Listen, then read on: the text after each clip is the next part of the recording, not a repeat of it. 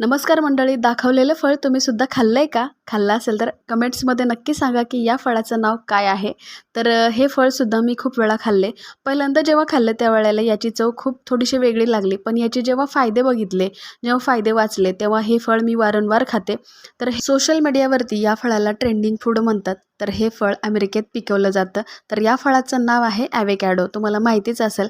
तर याच्यामध्ये ना जी आंब्याच्या आतमध्ये जी कोय असते त्याप्रकारे बी असतो त्याचासुद्धा वापर करतात. तर हे फळ सर्वात जास्त मधुमेह ज्यांना आहे त्यांच्या रक्तातील जी साखरेची पातळी असते ते नियंत्रित करण्याचं काम करतं.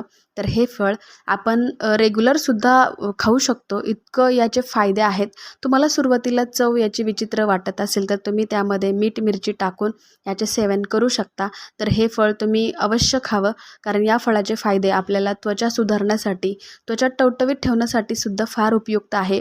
याशिवाय भरपूर असं प्रोटीनयुक्त हे फळ तुम्ही नक्की खा आणि कमेंट